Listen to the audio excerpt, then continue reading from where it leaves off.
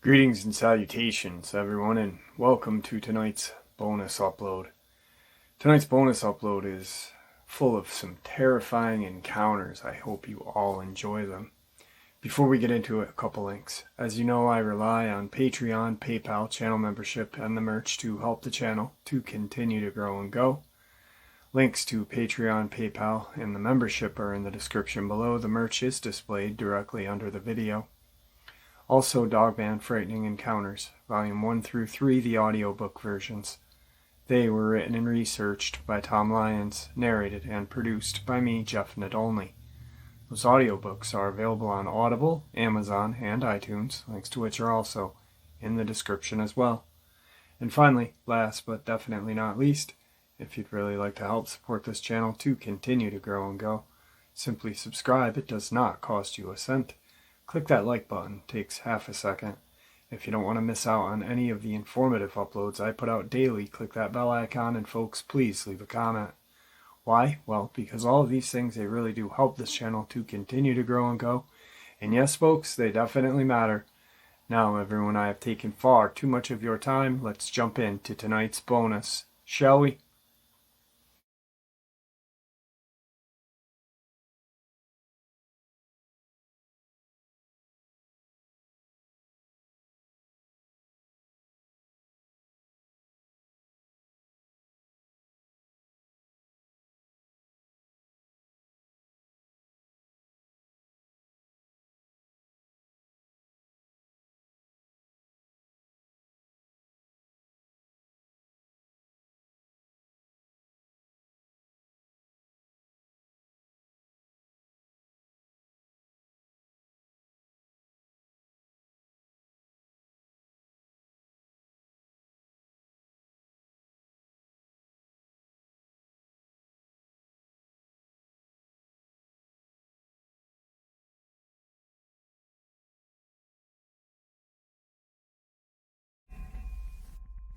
Today's first encounter. Circa 2012, I was in combat training with the Marine Corps in Southern California on fire watch one night, roughly 2 in the morning, with 2 Navajo guys.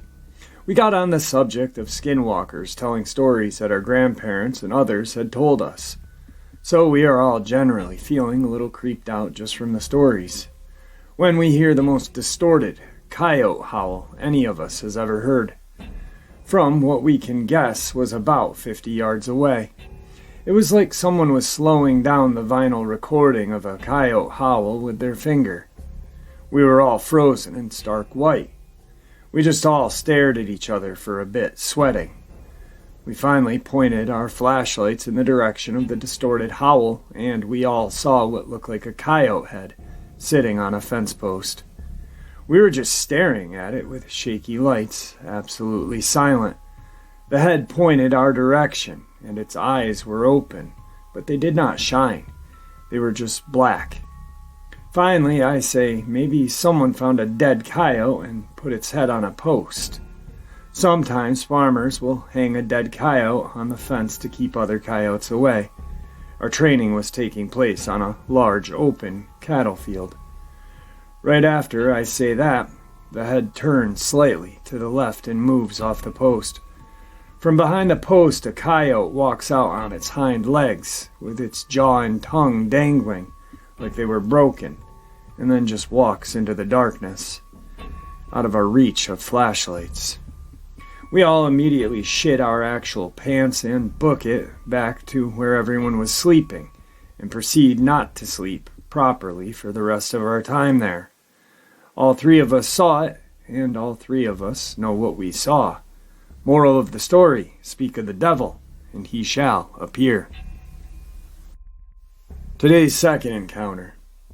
This encounter took place in late of July 2008. It was a late night, I'd guess around 2 or 3 in the morning. My boyfriend and I were walking from town to my parents' house in North Coventry, PA. Which is located a couple of miles outside of the main part of Pottstown. There's a short unpaved road down the street from their house called Cemetery Road, which has a few houses on it, and has an apartment complex alongside part of it. There's a tiny cemetery on the side of the road across from the apartments that you can tell is old and is a family burial spot, but I'm not sure which family is buried there. The history of North Coventry was odd during the 1800s. There was a religious cult that called themselves the Battle Axes that lived in the area back then. They were all about nudity and sleeping with whoever they wanted and running around with axes, weird shit like that. Whatever they did might be why the thing we saw is there, or it might not be. Obviously, I didn't know. Anyway, at the end of the road is the apartments, and it turns to a few houses. Then the road ends. We decided to walk down the road because it's a shortcut to get to the road my parents live on. We were walking along the road, and it's all well lit from the apartments. Once the apartments ended, there wasn't anything lighting up the road. It was very dark. As we stepped out of the light into the darkness, I had the weirdest feeling that I never felt before, but I've heard people describe. The best I can explain it is it got darker than dark. Once I felt that, I saw big, circular, glowing red eyes looking at us from further down the road. It looked like it stood up from behind something because I could see it rise up, and it was not there seconds earlier. We both stopped dead in our tracks and decided to turn around, but neither of us mentioned anything about what we saw. Walking fast, we turned around and headed toward the apartments again. As we stepped into the light, I instantly felt safe. We took another route and made it to my parents eventually. After a couple of minutes, I asked my boyfriend if he saw what I did, and needless to say, he did. He felt that darker than dark feeling as well. I haven't been on that road again to this day, and have had no plans anytime soon. I'd like to know what we saw that day. I know I wasn't about to walk any further to find out. Today's third encounter. I was relaxing in my bedroom playing some video games when I heard howling outside of my window. This is fairly average for me because I live in a bit of a secluded area that's near the city but far enough away that wild animals are around me. But what made this time different was the howling was a bit distorted, if that makes any sense. It just sounded weird, and that was enough for me to look out the window. At first I saw nothing, but when I turned the lights outside on, automatically turned on if I push a button on my phone, I see a wolf or a coyote standing on its back legs with its front legs in the air. I watched for a few moments while this thing kind of walked around a bit and howled some more. At this point, I'm freaked out, lock all the doors in the house, and call my mom and dad, who were out of the house. I think they were shopping or something. They immediately came home, and I explained what had happened. They call the police and report a potential burglar or stalker. And when they hang up, I try to convince them what it was that I actually saw. In the end, they actually didn't believe me anyway.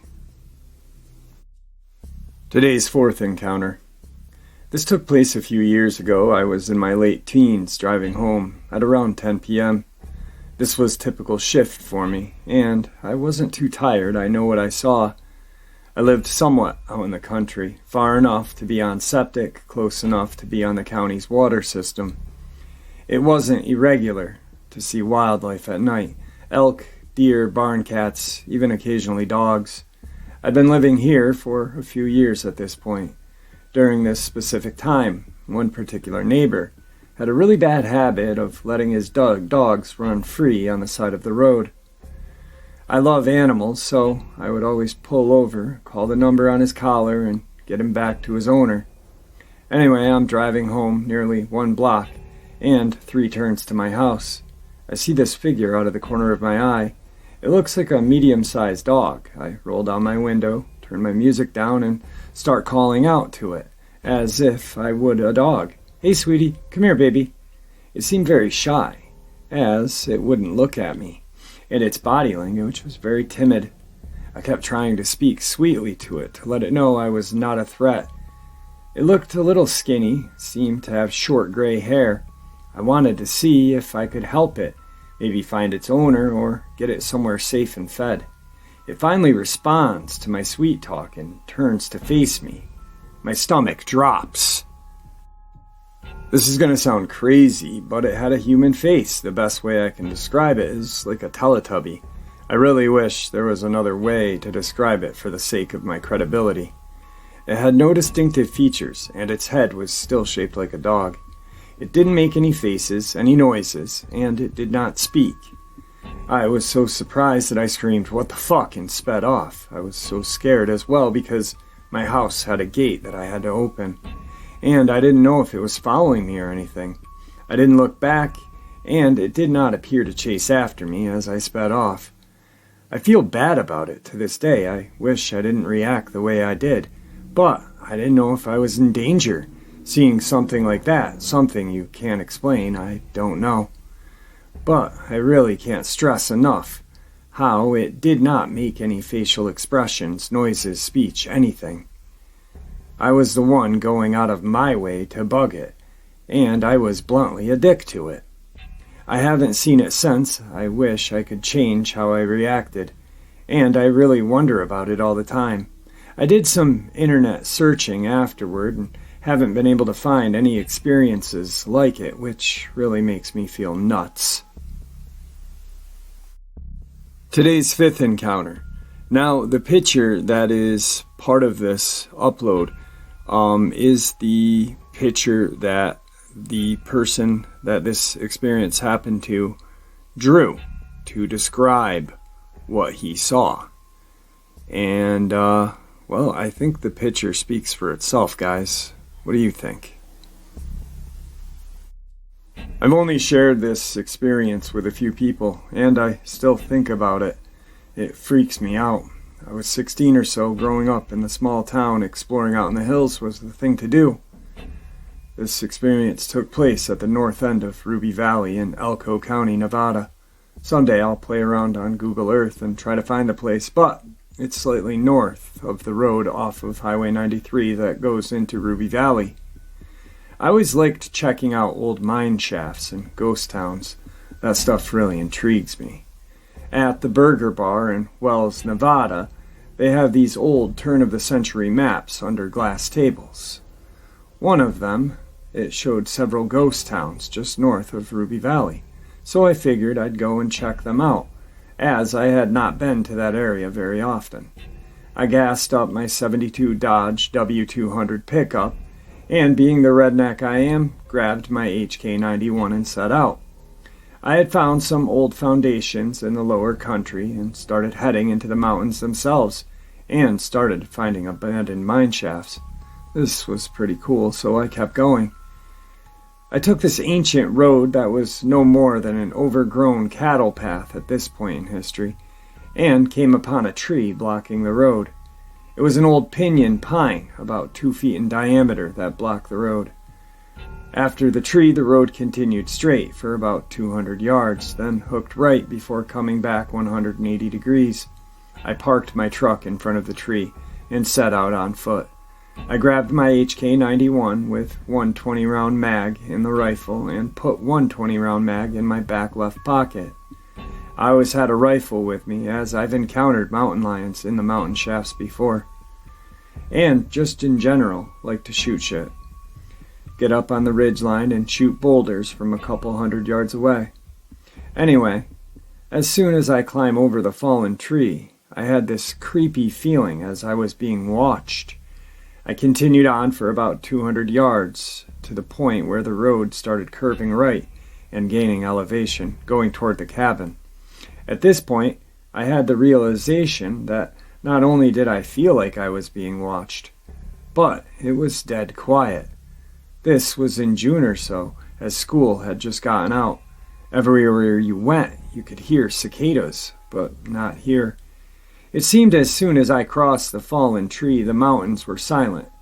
No bugs, no birds, nothing. Deafening silence. As I came up to the turn, there was this big rock. The thing had to be 15 feet in diameter. You could tell it used to be on the road, but due to years of erosion, snow, and all of that, it had slid down just slightly off the road. It seemed to be red limestone or something like that. It stood out since they are not the common in this area. I looked at the rock and you could tell that there were carvings in it at some point in time. Due to weathering, though, whatever was carved on it had been worn off. I kept walking up the road, being creeped out, but I really wanted to check out that old cabin, as it was pretty obvious no one had been there for quite a while. At this point, I was probably 3 hours off-road to get to this point. You were going to have to go through Wells, which is closer to where this had happened, probably 30-ish miles south as the crow flies from there. I get to the cabin, and as far as abandoned houses and cabins in Nevada go, this one was in pretty good shape. All the glass on the windows were still intact, and there were remnants of curtains behind the windows. By this point, there was something in the back of my mind telling me that I should not be here. I went into the cabin, and that is where I started getting the feeling that something was off. Most cabins you find out in the middle of nowhere in Nevada are barren, nothing left. Maybe a bit of broken furniture. This one was completely furnished. Time had taken its toll, but everything was still there. There was an old mattress, bedding, some plates, other cookware in the house, along with tattered clothing, personal effects, such as a chest, faded pictures, and the like. What really creeped me out was the dinner table. It was set for 4 people. Dinner plate, glasses, and silverware. This was the first cabin I had ever found in this condition. It was as if whoever resided here had just up and left everything behind. I felt like I shouldn't be in the cabin and went outside to see if I could find the mine shaft or anything else.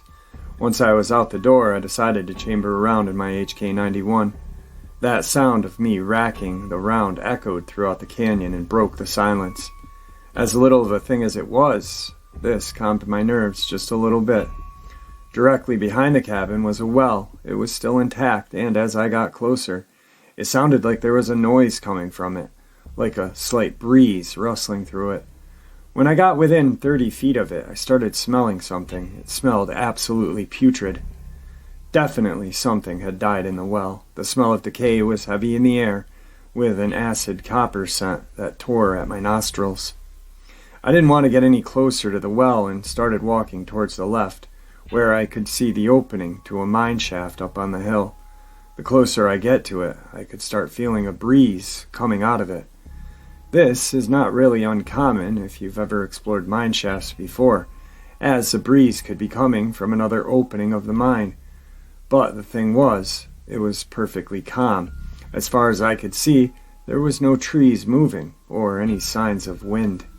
As I get closer, another thing that struck me as odd was the breeze coming out of the shaft was hot. Most of the time it's cool, as mine shafts maintain a constant temperature. The closer I get to the shaft, the slower I moved towards it.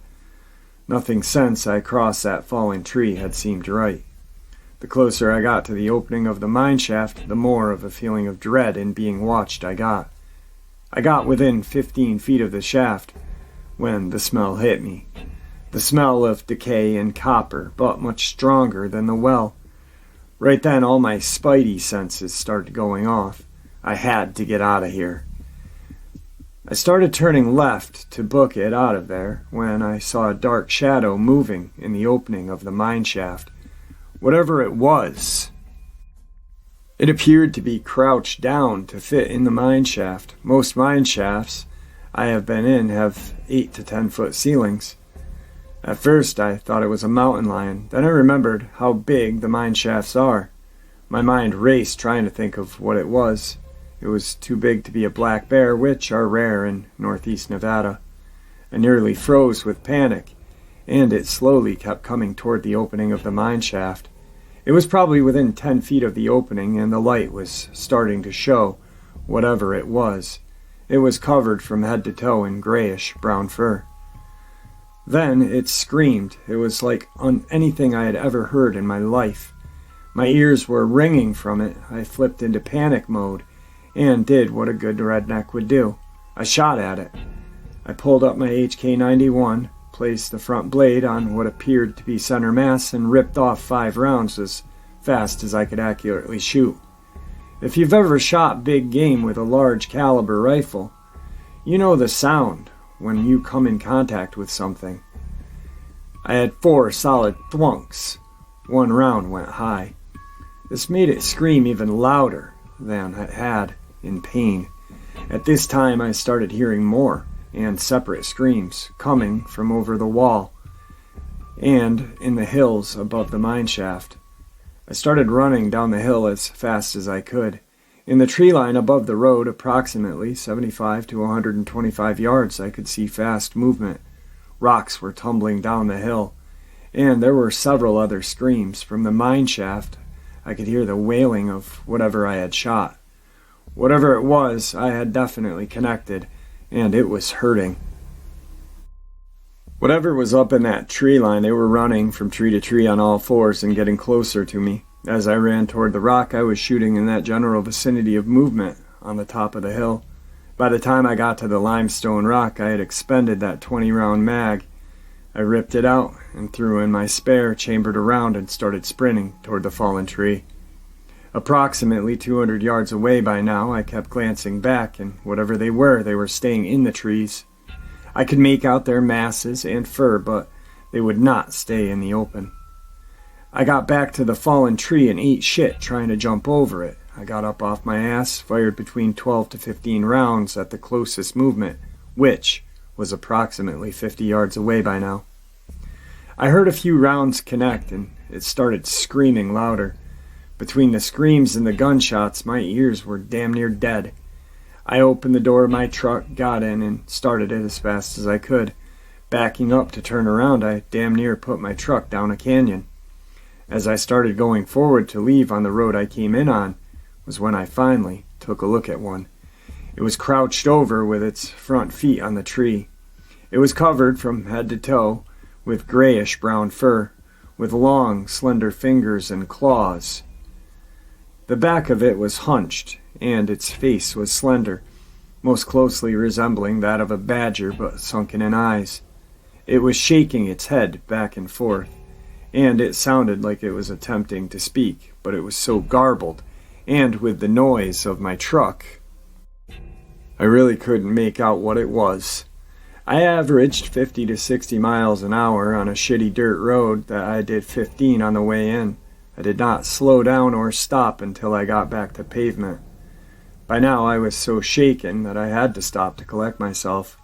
I got back to town and was a bit of shock. My dad was a guide in Ruby Mountains for about 20 years. He asked me how my trip went and where I did go. He could tell I was startled and asked where I had been. I told him that I had been north of Ruby Valley. He got quiet and asked if I had seen the cabin with a fallen tree over the road. I told him yeah. He looked me in the eyes and told me that was somewhere I should never go again, especially alone. We never spoke about it again after that. I've never been back. Part of the reason is I now live in western Nevada, but in the back of my mind there is something that's telling me I should go back, and one day I will go back. That was in 2001, before camera phones, and I was too broke to afford a digital camera.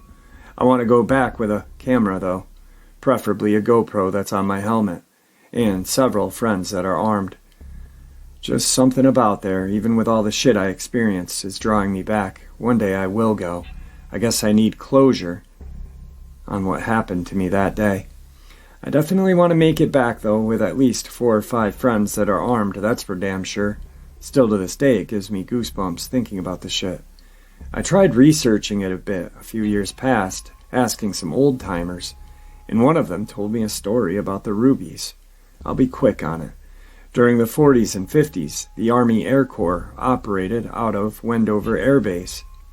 Every now and then, during shit weather, a B-25, B-17, or B-29 would smack the rubies due to poor visibility. Some of the local ranchers got recruited to help the military go up to the crash site during the winter and recover the bodies. The rancher I was talking to told me that it took them 3 days to get up to where the crash was on horseback and recover the bodies. He said that when they got to the wreckage, all of the crew members were laid out, side by side, next to each other in a clearing in the wreckage. Many of them had severed limbs, and it was apparent they all died on impact. Somehow they ended up laid out next to each other, though. This was nearly at 10,000 feet. Today's final encounter. I live in upstate New York, near a relatively high-traffic hiking trail that runs alongside a stream for a portion of it. In mid-March 2021, I noticed a dead deer near the stream, pretty common for our area, especially in winter.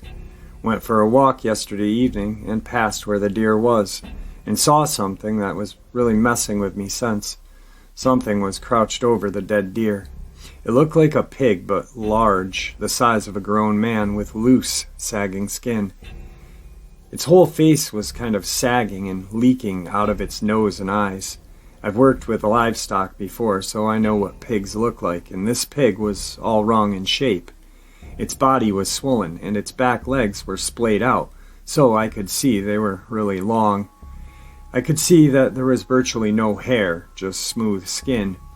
It was sitting on its back haunches near the deer, and by the time I got close enough to see, it was staring at me totally still. I have this sick certainty that it noticed me way before I noticed it. I was standing like 20 feet away, still basically on the trail, and it was just staring at me.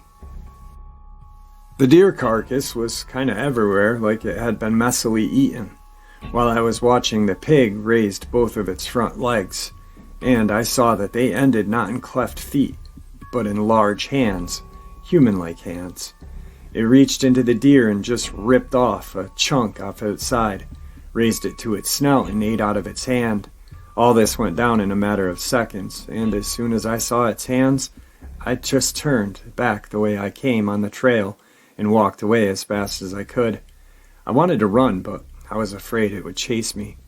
So I went back to where I came in, just trying to stay calm. It was the worst walk of my life. I was afraid to look behind me because I was so scared I would see the pig following me on its hands. But I made it out and ran across the parking lot to my car. Now, I'm just trying to understand this encounter. I want to believe my mind was playing tricks with me. I haven't found anything on the internet about this creature. Please, if anyone has seen something like this, please let me know. Any leads are greatly appreciated. A little follow-up. It didn't make any sounds at all. Its skin looked tan, but that could have been from the light.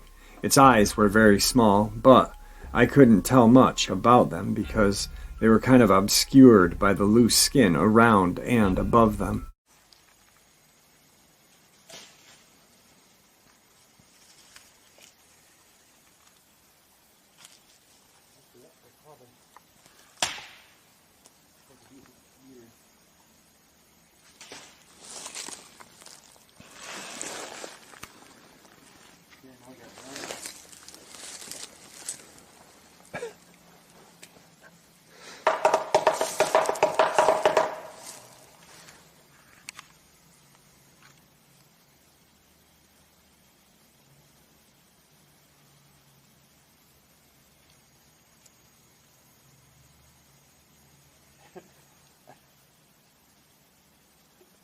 Are you ready for one?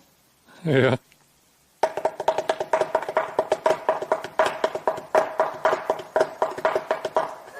Jeez. Maybe it'd be a little bit lighter. I can play Wipeout.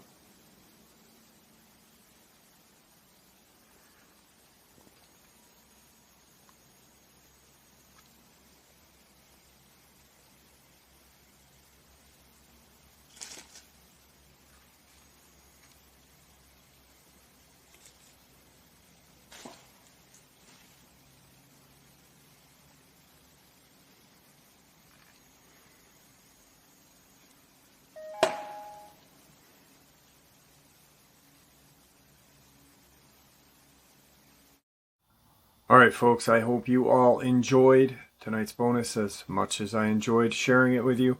Guys, Your support is what truly makes this channel so special and what continues to make it grow and go. Please, everyone, stay safe, happy, healthy, and ever vigilant, keeping an eye on our children, our pets, our family, and friends. These creatures are real. They're out there, and they are dangerous.